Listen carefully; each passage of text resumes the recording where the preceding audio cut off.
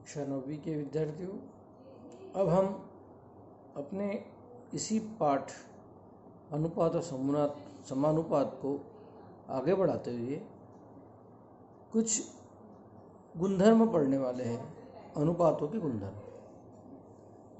गुणधर्म हम आपको किताब के माध्यम से समझाना चाहते हैं। किताब में काफ़ी अच्छी तरह से समझाकर बताया हुआ है।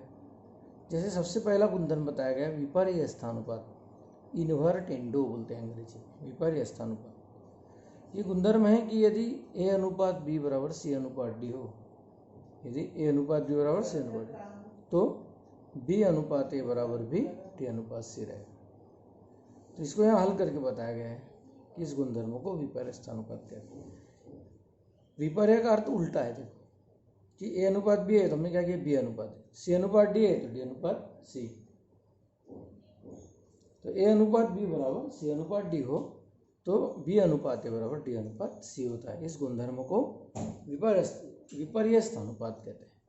इसके बाद दूसरा गुणधर्म है एकांतरानुपात, अल्टरनेंडो, एकांतरानुपात। यदि ए अनुपात बी बराबर सी अनुपात डी तो ए अनुपात सी बराबर बी अनुपात डी। ए अनुपात बी बराबर सी अनुपात डी हो तो ए अनुपात सी, थोड़ा अनुपात पर ध्यान दो आप, ए अनुपात सी बराबर बी अनुपात डी। इस गुणधर्म को एकांतरानुपात। फिर ये गुणधर्म हमको कहाँ यूज होंगे, कहाँ हम काम आएंगे हमको, तो ये सारे गुणधर्म जो भी हम पढ़ने वाले हैं ये उदाहरण हल करने में हमको काम आने वाले हैं। और अगली कक्षाओं में जब आप गणित पढ़ेंगे तो इन गुणधर्मों को कई बड़े बड़े उदाहरण हल करने के लिए काम ला सकते हैं, उपयोग में आ सकते हैं। इसके बाद अगला गुणधर्म है योगानुपात, कॉम्पोनेंटो बोलते हैं इसको, योगानुपात। योग का अर्थ समझ गया, जोड़ना है हमको। क्या जोड़ना है देखिए, यदि ए अनुपात बी बराबर सी अनुपात डी, ए अनुपात बी बराबर सी अनुपात डी हो तो ए धन बी, देखो अंश को हर से जोड़ रहे हैं, अंश को हर से जोड़ रहे हैं और हर वही लिख रहे हैं, ए धन बी अनुपात बी बराबर सी धन डी अनुपात डी। आ गया ध्यान में।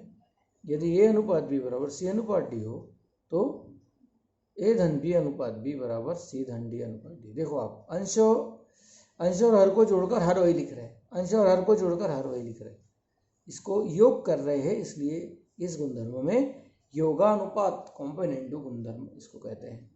अब अंतरानुपात आएगा अगला गुणधर्म, अंतर यानी घटाना, जिसको हम डिविडेंडो बोलेंगे। अंतरानुपात कि यदि ए अनुपात बी बराबर सी अनुपात डी हो तो अंश में से हर घटाएंगे हर वही लिखेंगे, अंश में से हर घटाएंगे हर वही लिखेंगे। ए ऋण बी अनुपात बी बराबर सी ऋण डी अनुपात डी, इसको हम डिविडेंडो बोलेंगे। योगानुपात, अंतरानुपात, अंतर यानी घटाना, योग यानी जोड़ना। ये नाम पर से हम लोग गुणधर्म को याद रख सकते हैं कि यदि ए अनुपात बी बराबर सी अनुपात डी हो तो ए ऋण बी अनुपात बी बराबर सी ऋण डी अनुपात डी। इस गुणधर्म को हम अंतरानुपात कहते हैं। अगला गुणधर्म जो है वो है योगांतरानुपात। देखो योग भी है अंतर भी, दोनों नाम है इसमें, इसको बोलते हैं कॉम्पोनेंटो डिविडेंडो, योगांतरानुपात। तो यदि ए अनुपात बी बराबर सी अनुपात डी हो तो ए धन बी अनुपात ए ऋण बी बराबर सी धन डी अनुपात सी ऋण डी। यहाँ पर योग अंश में योग किया गया और हर में अंतर किया गया, मतलब अंश को हर से जोड़ देना है, अनुपात अंश को अंश में से हर घटा देने का। ए धन बी अनुपात ए ऋण बी बराबर सी धन डी अनुपात सी ऋण डी। इन सारे गुणधर्मों को हम आगे उदाहरणों के द्वारा समझने वाले। तो गुणधर्म क्या है, पहला विपर्य स्थानुपात, दूसरा गुणधर्म है एकांतरानुपात, तीसरा गुणधर्म है योगानुपात, उसके बाद अंतरानुपात और फिर योगांतरानुपात। इन सारे गुणधर्मों को हमको ध्यानपूर्वक पढ़ लेना है, याद रखना है। आप लोग देखेंगे कि जो गुणधर्म हमने पिछले पेज पर पढ़े उन पर आधारित बहुत सारे हल के उदाहरण यहाँ दिए गए। जैसे उदाहरण 1, 2 इधर और इधर देखेंगे अगर हम तो 3, 4 और अगले पेज पर भी कुछ उदाहरण हल कर बताए। जैसे यहाँ पहला उदाहरण देख लेते हैं कि यदि ए अनुपात बी बराबर 5 अनुपात 3 हो तो ए धन 7 बी अनुपात 7 बी ज्ञात कीजिए। देखिए क्या किया गया है वहाँ पर, ए अनुपात बी बराबर 5 अनुपात 3। तो क्या किया गया है, ये जो अनुपात है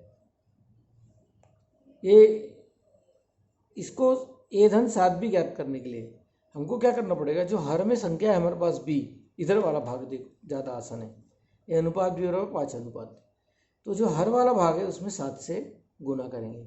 जैसे इधर 7 से गुना करेंगे तो इस अनुपात में भी 7 से गुना करेंगे। ए अनुपात 7 बी बराबर 5 अनुपात 21। फिर योगानुपात लगाओ, अंश में हर जोड़कर हर वही लिखना है, अंश में हर जोड़कर हर वही लिखना है। तो ए धन 7 बी अनुपात 7 बी बराबर 5 धन 21 अनुपात 21 अर्थात 26 अनुपात 21। इस तरह से हम ये गणित हल करते। ऐसे आप लोग यहाँ पर जो हल किए उदाहरण है इन सब का अगर अध्ययन किए तो आप लोगों को ये जो अनुपात हमने गुणधर्म हमने समझे अनुपातों के, ये आसानी से समझ सकते हैं। आगे हम इस पर आधारित कुछ गणित प्रश्न संग्रह के करने वाले हैं। प्रश्न संग्रह 4.3 पढ़ते हैं। ये पूरा प्रश्न संग्रह जो रहेगा ये गुणधर्म हमने जो पहले पढ़ा है इन पर आधारित रहेगा। जैसे सबसे पहला गणित है कि ए अनुपात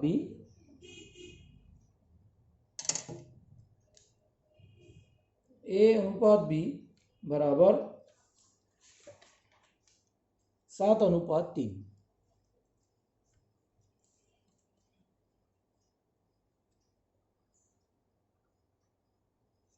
ए अनुपात बी बराबर 7 अनुपात 3।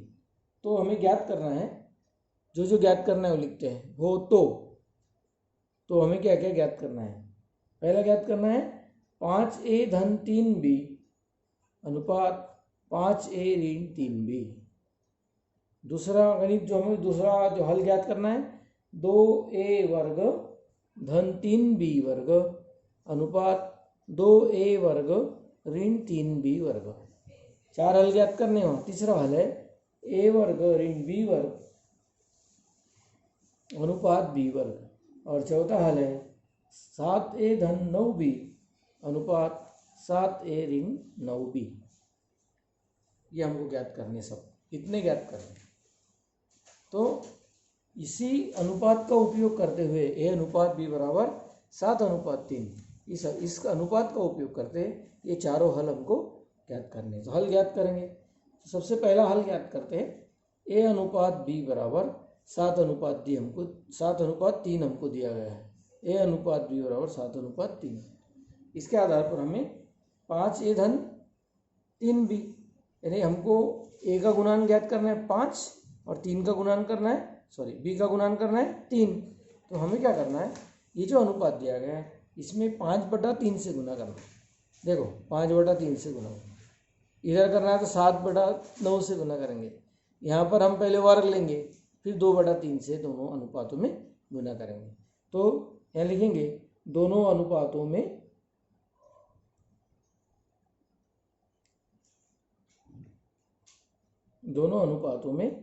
5/3 से गुना करके,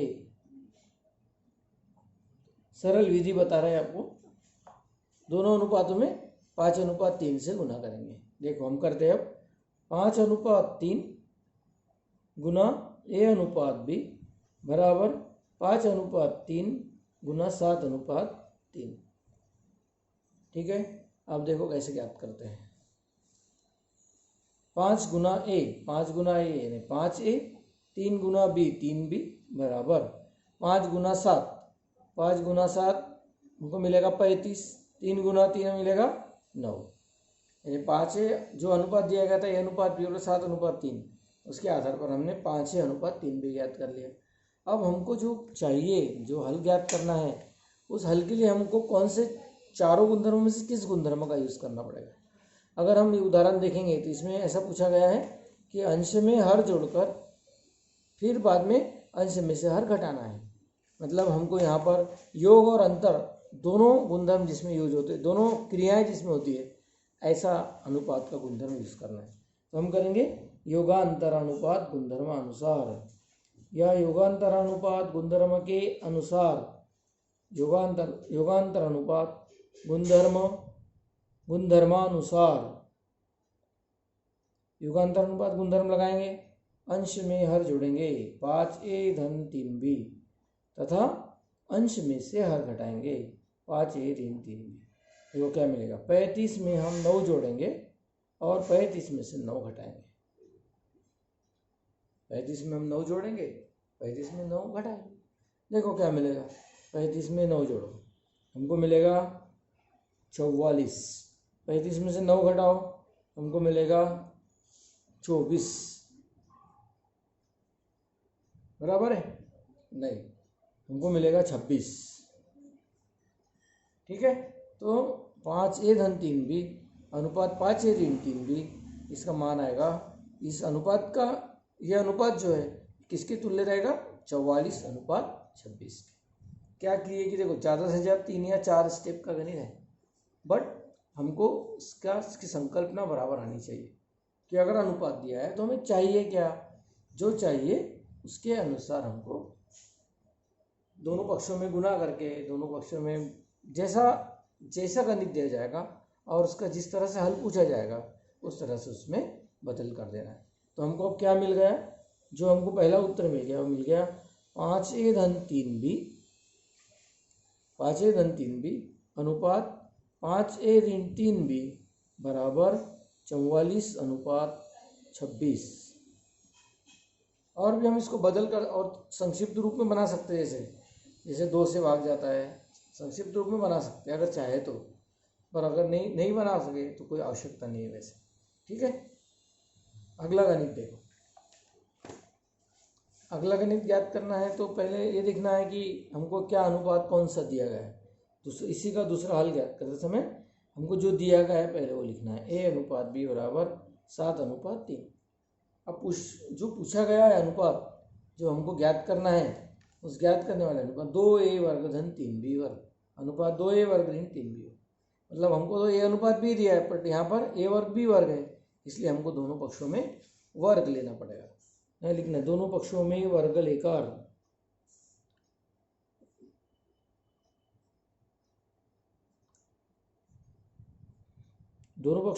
लेकर तो जैसे a का वर्ग अनुपात b का वर्ग, तो 7 का वर्ग अनुपात 3 का वर्ग। 7 का वर्ग आपको पता है कितना है, और 3 का वर्ग भी आपको पता है।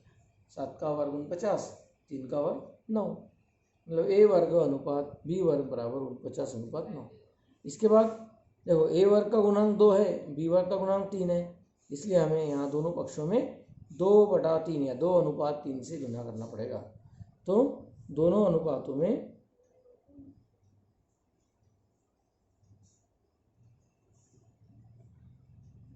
2:3 से गुना करके 2:3 से गुना करेंगे, देखो क्या मिलेगा। 2:3 गुना a वर्ग अनुपात b वर्ग बराबर 2:3 गुना 49:9। देखो 2 गुना a यानी 2 गुना a वर्ग 2a वर्ग अनुपात 3b वर्ग बराबर 49 गुना 2, 49 में 2 से गुना करो, आपको मिलेगा 98 अनुपात 9×3=27। अब हमें जो ज्ञात करना है उसमें आप देख रहे हैं कि अंश में हर जोड़ना है, अंश में से हर घटाना है, यानी यही वाले गुणधर्म का उपयोग करना है जो हमने पिछले गणित में किया था। योगांतरानुपात गुणधर्मानुसार, योगांतरानुपात गुणधर्म का हम यहाँ उपयोग करेंगे, इसलिए हमको वहाँ बताना पड़ेगा हम किस गुणधर्म का उपयोग कर रहे हैं। योगांतरानुपात गुणधर्म के आधार पर के अनुसार, योगांतरानुपात गुणधर्म कैसे लगाते हैं, तो अंश में हर जोड़ देते हैं तथा अंश में से हर घटाते हैं। जैसी प्रक्रिया हमने इस लेफ्ट हैंड साइड में की है, वैसे ही प्रक्रिया हम राइट हैंड साइड में करेंगे, दाएं पक्ष में।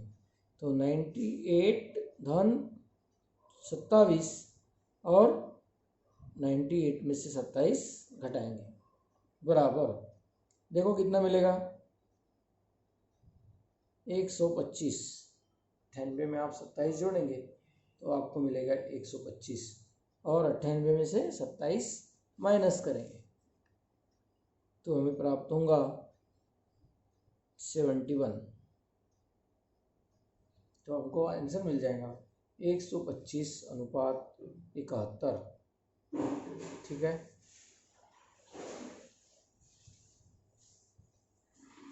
इस तरह आप क्या करेंगे, इसके जो 2 भाग है आगे के, वो 2 भाग हल करने का प्रयत्न करें। तीसरे गणित में आपको अंतरानुपात गुणधर्म का उपयोग करना है। चौथे गणित में फिर से आपको योगांतर अनुपात का यूज करना है। तो गणित आप 2 गणित सॉल्व करो तथा मुझसे संपर्क करो।